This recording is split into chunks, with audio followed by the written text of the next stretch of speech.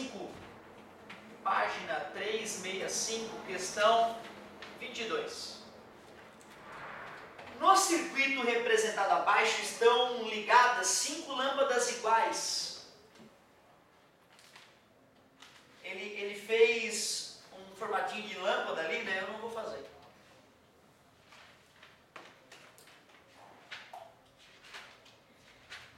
Como a lâmpada que ele fala é uma lâmpada incandescente daquelas antigas, eu posso representar ela por um resistor mesmo. Então, ponto A, ponto B, e aqui as nossas lâmpadas que são todas iguais. Lâmpada A, lâmpada B, lâmpada C, lâmpada D e lâmpada E.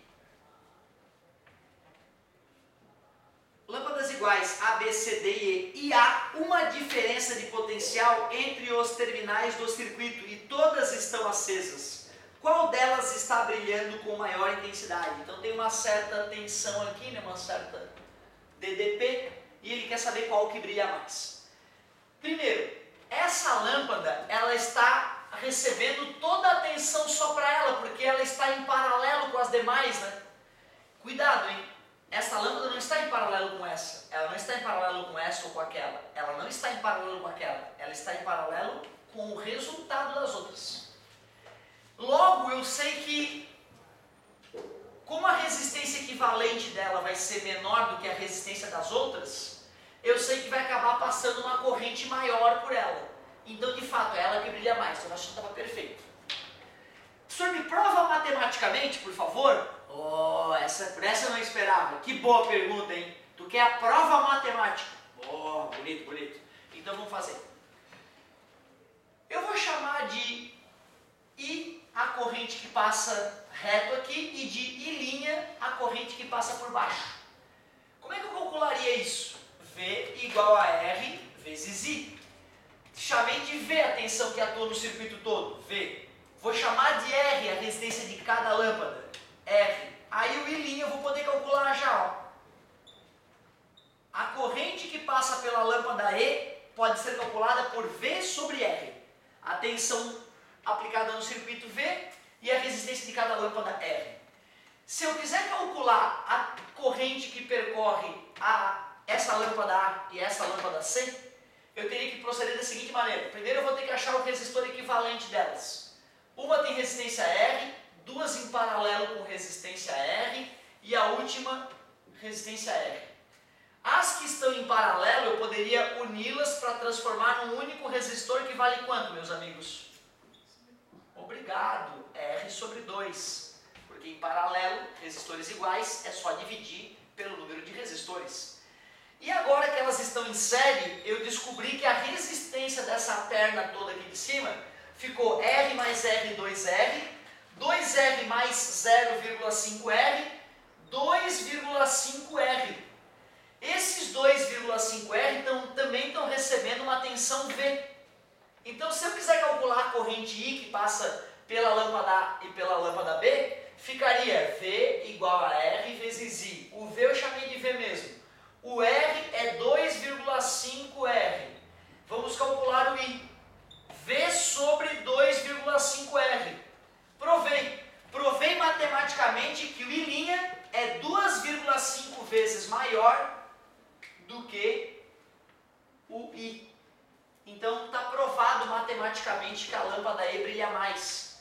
Só por curiosidade, né, essa corrente que eu acabei de calcular vale tanto para A e C. E alguém poderia me dizer qual é a corrente de B e D? Já que são iguais os resistores, essa corrente I vai ser dividida por 2, né? I sobre 2 aqui e I sobre 2 ali. Então, a expressão matemática que representa a corrente em B e D ficaria V sobre 5R. Então, bacana, fizemos a prova matemática do que o amigo intuitivamente matou instantaneamente. Ótimo raciocínio. Era a lâmpada E que brilha mais. Fizemos a prova matemática para a questão não ficar muito enfadonha. Bela colocação, querido. Opa. Muito obrigado, querido. Vamos que vamos. Quem dá mais? A 21 não fechou.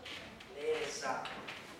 Coisa boa. Quanto mais questões a gente errar agora, ou quanto mais gabaritos nós descobrirmos errado, maior a nossa chance de sucesso no vestibular. Vamos que vamos!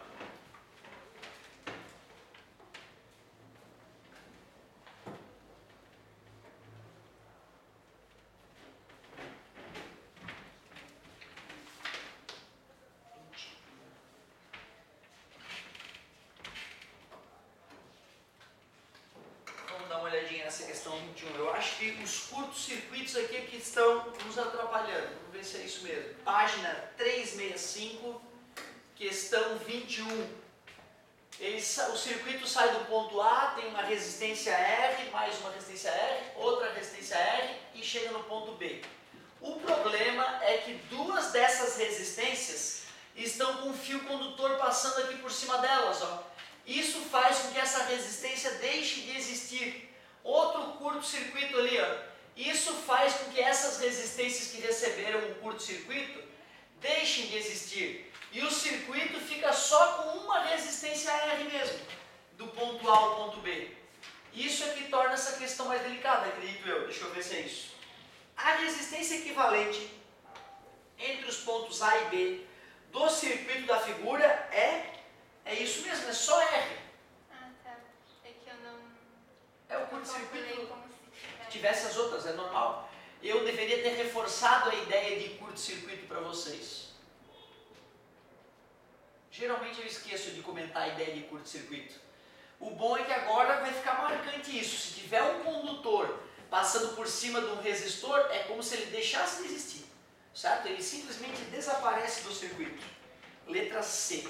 Muitíssimo obrigado. Eu que agradeço. Eu agradeço para reforçar essa ideia de ficou deficiente na aula mesmo. E aí, galerinha, vamos procurar mais uma aí, quero ver. 50 aí? 27? 27 e 50. Vou começar aqui já que eu não entendi hoje. 24? Muito obrigado, muito obrigado. Fico muito feliz com as dúvidas. Desculpa, é 4, 7? Não, 50, né? 50.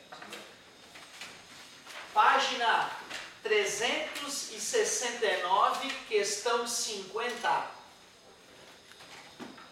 O esquema abaixo representa uma bateria de 12 volts com 2 ohms de resistência interna, 2 resistores externos e 3 amperímetros ideais. Então tu vê, engraçado, eu nunca vi um cara representar uma bateria com resistência interna desta maneira. Muito divertido isso.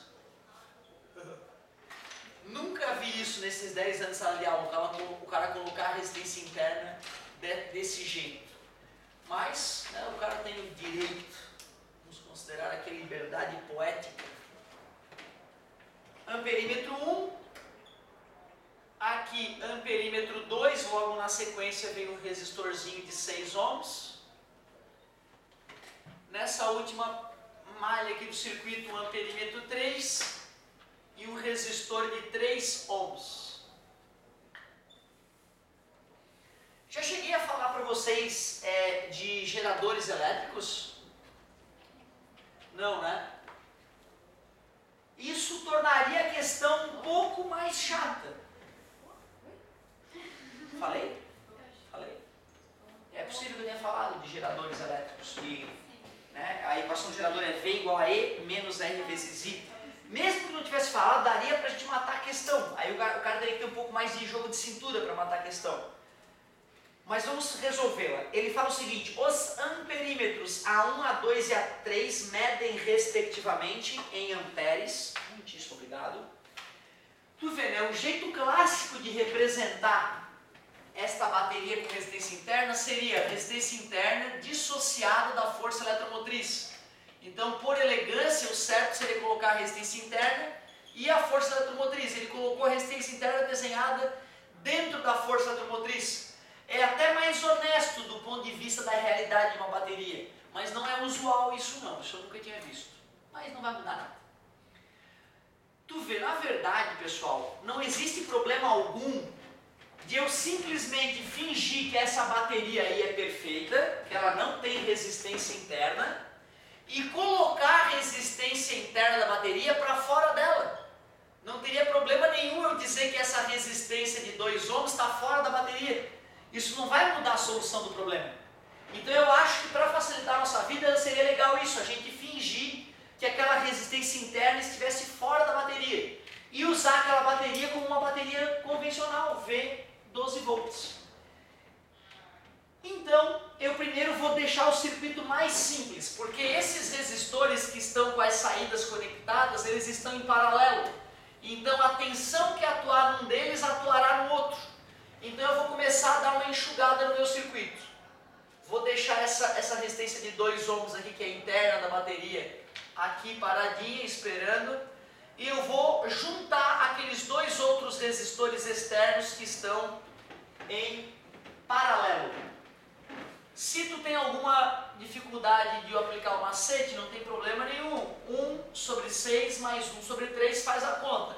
A galera que já está com o macete bem desenvolvido, percebeu que dá para colocar 2 de 6 no lugar do de 3, porque 6 dividido por 2 dá 3. E aí eu fico com 2 de 6 mais 1 de 6, eu fico com 3 resistores em paralelo, 3 de 6. E 6 dividido para 3, 2. Então tu vê, né? Já dei uma enxugada boa no meu circuito. E agora olhando para o circuito eu percebo que a resistência externa e a resistência interna estão em série. Então eu poderia deixar o meu circuito ainda mais trivial. Esse amperímetro podia continuar aqui sem problema algum, é o A1. E 2 mais 2 na matemática profunda, 4 ohms. Agora que o circuito ficou bem simplificado, eu posso calcular a corrente que o percorre usando a fórmula sagrada dos circuitos elétricos. V igual a R vezes I. A tensão é 12, a resistência é 4, eu vou calcular o I. Está multiplicando, passa dividindo, 3 amperes. Eu sei que esse 3 amperes circula pela bateria e, portanto, vai circular pelo amperímetro 1. Ó. Vem aqui 3 amperes, passa pelo 1. Só que eu não sei ainda quanto que passa no A2 e no A3. Só que a corrente 1 eu já matei. E 1 igual a 3 amperes. Bom, mas espera aí. Se por esse cara aqui passa 3 amperes, por esse cara aqui também passa 3 amperes. E esse resistor de 2 ohms, ele é o representante desses dois caras.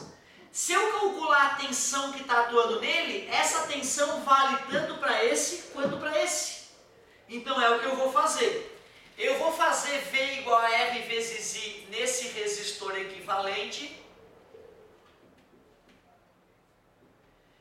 O V eu não sei. O V que está atuando nele eu não sei. A resistência é 2, ele é o resistor equivalente. E a corrente que o percorre vale 3. Então a tensão equivalente, 2 vezes 3, 6 volts. Esse cara aqui está recebendo 6 volts. Então eu sei que nesse cara tem 6 volts e nesse cara tem 6 volts. Então eu descobri que o V2 é igual ao V3, que é igual a 6 volts. Então eu vou poder fazer V igual a R vezes I separadamente no resistor que eu chamei de 2 e no resistor que eu chamei de 3.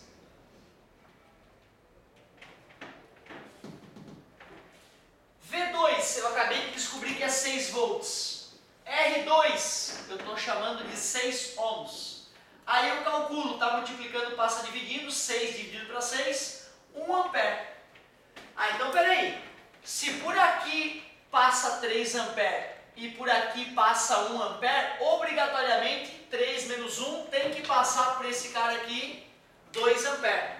Na humildade eu vou fazer as contas, a tensão é 6, o resistor 3 vale 3, e aí calcula o I, está multiplicando, passa dividindo, 6 dividido para 3 é 2, confirmando o que nós supunhamos.